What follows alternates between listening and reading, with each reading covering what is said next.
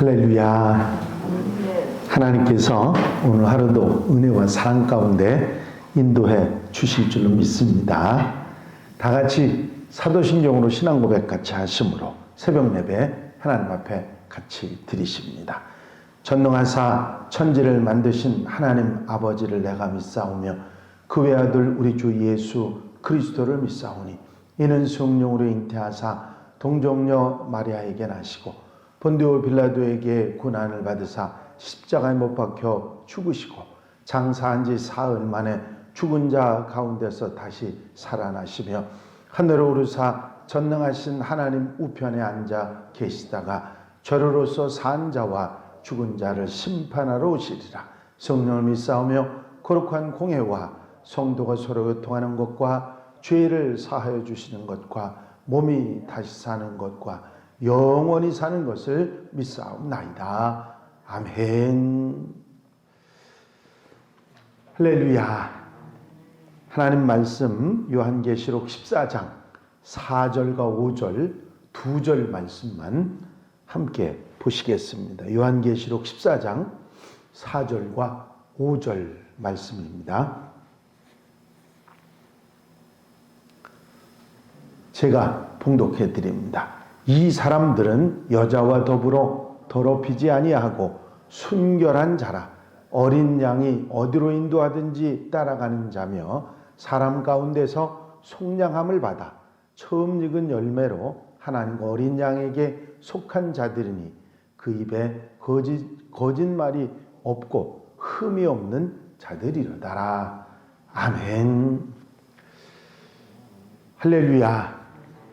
계시록의 말씀을 쭉 보다 보면 심판에 관한 말씀이 너무 많이 나오기 때문에 마지막 때 심판과 핍박과 어려움에 관한 말씀들이 많이 나오기 때문에 그런 것만 생각하고 그 두려운 마음만 먼저 가질 수도 있는데 아닙니다. 그런 말씀이 선포된 다음에 꼭 무슨 얘기가 나오냐면 하늘의 이야기가 나와요. 하나님의 백성들의 얘기가 나오고 그 모습이 나오고 예배하고 찬양하는 모습들이 꼭 나옵니다.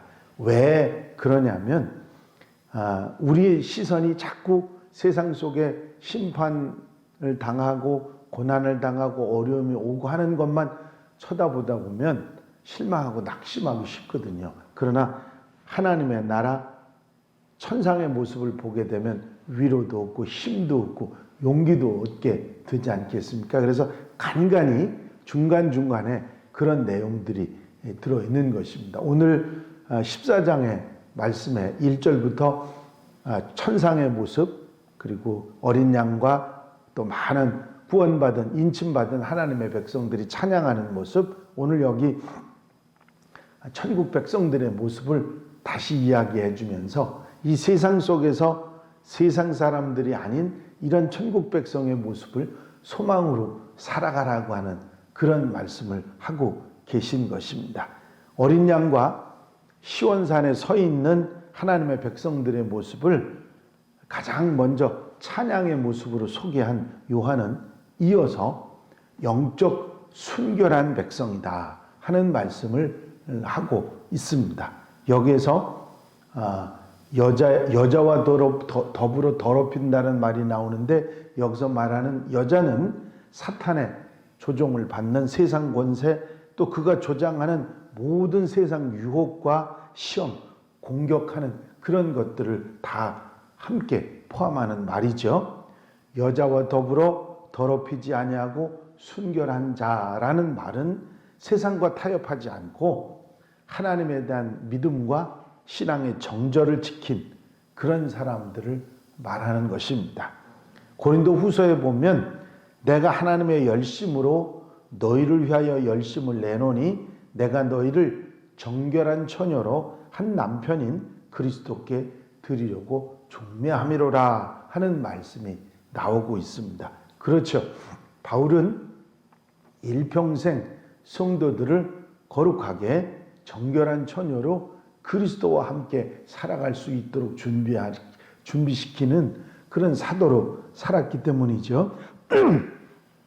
성도들은 어린 양이신 예수 그리스도만을 믿고 또 예수 그리스도만을 의지하고 따라야 되는 신부입니다. 하나님만 사랑해야지 거짓 신이나 다른 우상들을 섬겨서는 절대로 안 되는 것이죠. 하나님보다 더 사랑하는 것이 그 무엇이 있어서도 안 되는 것입니다.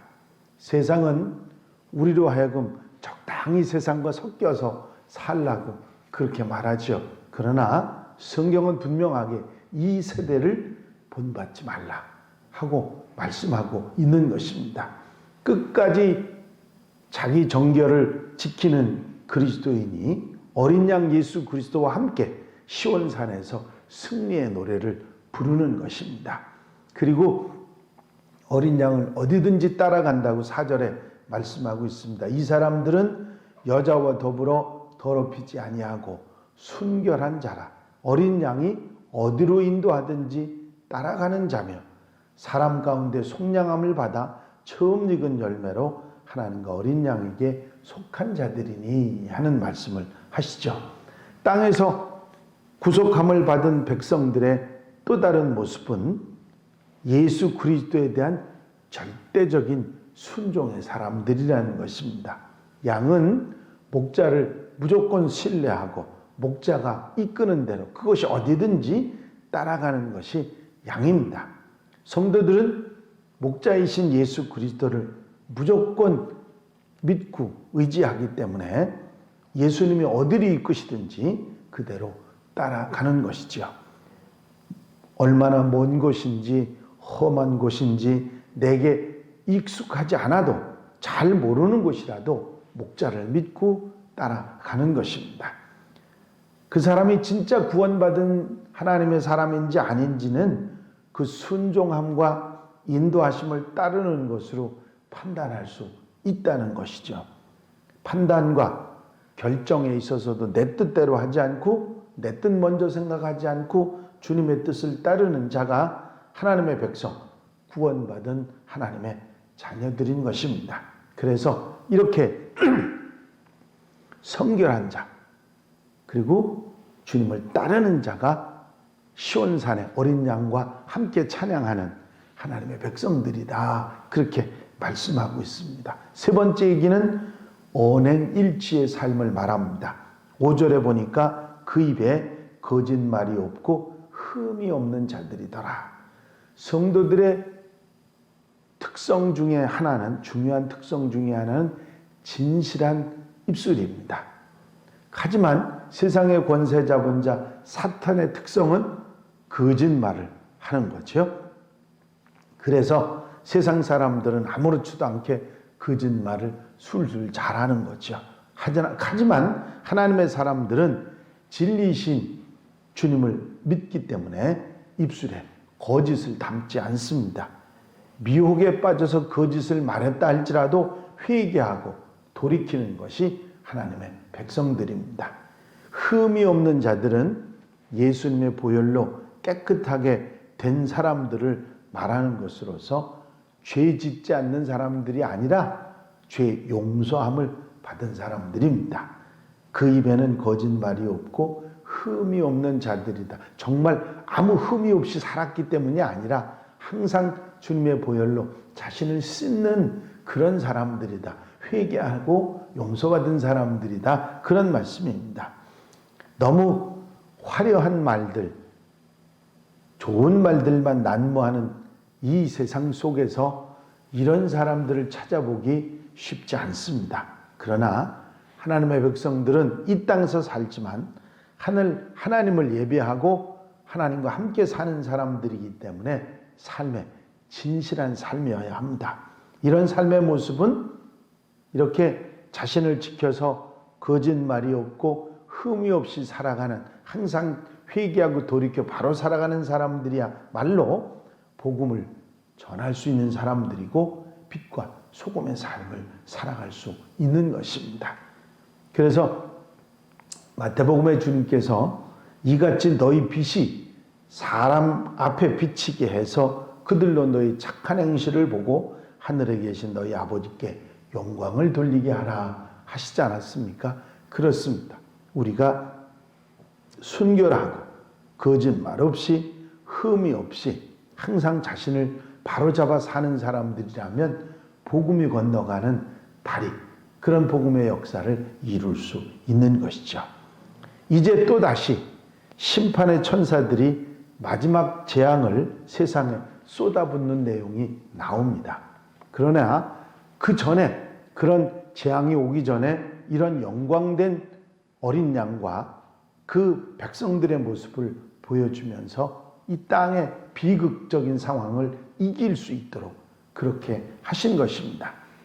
이런 무서운 심판을 이겨내는 힘은 하늘의 예배를 체험하는 데 있습니다.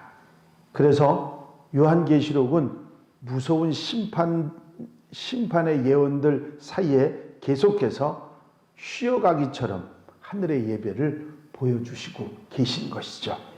심판은 필연적으로 오는 것이지만 하나님의 백성들은 두려워할 필요가 없습니다. 최후 승리는 주님의 것이고 너희들 것이라고 하는 것을 계속해서 상기시키는 하나님의 말씀이 있기 때문이죠. 우리는 어둠의 세력이 장악하고 있는 세상 한가운데서 살고 있습니다. 그래서 틈만 나면 세상을 보지 말고 하늘을 봐야 합니다. 세상을 바라보지 말고 하늘을 바라보고 눈을 들어 하나님을 바라볼 수 있어야 됩니다. 어린 양 예수 그리스도를 자주 만나야 합니다. 그분을 바라봐야 됩니다. 세상 힘으로는 세상을 이길 수 없습니다. 오직 예수 그리스도, 그분을 바라보고 그분의 능력으로 세상을 이길 수 있는 것입니다. 이 사실을 우리는 잊지 말아야 합니다. 계시록에서 계속해서 심판에 관한 말씀이 나오다가 하늘의 얘기가 나오고 어린 양의 얘기가 나오고 하늘 백성에 관한 얘기가 자꾸 나오는 이유가, 간간히 섞여 있는 이유가 바로 소망을 잃어버리지 않게 하기 위한 하나님의 안배라 할 수 있는 것입니다. 캐나다의 케이프 브레톤이라고 하는 섬에는 엄청나게 큰 탄광이 있습니다. 이 탄광에서는 그 탄광 안에서 작업을 하기 위해서 크기 때문에 여러 가지 말을 그 탄광 안으로 데리고 들어가서 사용을 한답니다. 크고 넓기 때문에 말들이 다니면서 일을 하게 한다는 거죠. 그런데 이 말들이 한번 깊고 어두운 탄광 속으로 들여보내면 다시 탄광 밖으로 나오지를 못한다고 합니다. 왜냐하면 이미 오랜 어둠에 적응이 돼서 밖으로 나오는 순간 말들은 바로 눈이 멀어버리기 때문에 한번 탄광으로 들어간 말들은 늙거나 병들어 죽을 때까지 계속 어두운 땅 속에서 이 일을 한다고 합니다. 여러분, 우리의 삶도 마찬가지입니다. 깊은 탄광 속에 빠져서 어둠에 적응하는 순간 우리의 생명도 끝난 것과 다름이 없습니다. 우리는 세상 속에 살지만, 어둠에 살지만 빛이 되시는 주님을 만나고 하늘을 맛보고 또 하늘과 함께하는 그런 삶 가운데 우리는 생명을 얻고 빛으로 다시 살아가는 역사가 있는 줄로 믿습니다. 계시록의 말씀을 우리가 쭉 읽어 오면서 우리가 깨닫는 것은 뭐냐면 심판에 관한 말씀만 있는 것이 아니라 하나님의 백성들에게 주시는 소망의 말씀이 함께 있다고 하는 것이죠. 그래서 계시록의 말씀이 귀한 것입니다. 우리에게 용기를 주고 소망을 주고 끝까지 견디는 자는 승리하게 된다. 우리에게 가르쳐주고 계신 것입니다. 오늘 하루도 이 말씀 마음에 두시고 승리하는 하루, 세상의 어둠의 세력을 이겨나가는 복된 날 되시기를 주의 이름으로 축원합니다. 축원합니다. 기도드리십니다. 사랑과 은혜가 영시 많으신 아버지 하나님, 마지막 때 심판의 날, 심판의 하나님의 진노가 이 땅에 떨어진다는 사실을 분명히 깨닫게 하실 뿐만 아니라 끝까지 믿음을 지키고 믿음에 사는 하나님의 사람들, 하늘 예배를 맛보고 하늘을 소망하는 자들은 살게 되며 어린 양과 함께 놀라운 축복의 은혜 속에 살아가게 됨을 소망으로 다시 한번 우리 마음속에 새김질할 수 있도록 인도하시는 은총을 감사를 드립니다. 어둠의 세상을 보면 실망하고 낙심할 수밖에 없지만 주님을 바라보고 하늘을 바라보고 하늘의 예배를 소망할 때 힘을 얻고 용기를 얻을 수 있음을 분명히 깨닫습니다. 세상에 어리석은 것 바라보지 말고 주님 바라보고 하나님을 의지하고 하늘을 소망하고 천국을 바라보며 살아갈 수 있는 하나님의 백성들이 되게 하여 주시옵소서. 이 한날 거룩하고 복된 날 주님 바라보고 주님 전에 찾아나와 예배하고 경배하며 새로운 용기와 소망으로 무장하는 복된 날 되게 하여 주시옵소서. 허락하여 주실 줄로 믿사옵고 예수 그리스도의 이름으로 기도하옵나이다. 아멘. 주님 가르치신 기도 함께 드리십니다. 하늘에 계신 우리 아버지시여 이름이 거룩히 여김을 받으시오며 나라의 마옵시며 뜻이 하늘에서 이루어진 것 같이 땅에서도 이루어지이다. 오늘날 우리에게 일용할 양식을 주옵시고 우리가 우리에게 죄 지은 자를 사하여 준 것 같이 우리 죄를 사하여 주옵시고 우리를 시험에 들지 말게 하옵시며 다만 악에서 구하옵소서. 나라와 권세와 영광이 아버지께 영원히 쌓옵나이다. 아멘. 이 시간 기도하실 때 기도할 수 있게 하심을 감사하며 기도하시고 내 삶을 정결하게 하시길 위해서 기도하시고 코로나19의 영향에서 빨리 벗어나기를 위해서 기도해 주시고 중보기도로 도울 분들을 위해서 수험생들을 위해서 기도해 주시고 우리 교회가 하나님의 교회로서 사명을 다하기 위해서 기도해 주시고 나라와 민족을 위해 세계복음화를 위해서 기도해 주시고 자유롭게 기도하시기 바랍니다.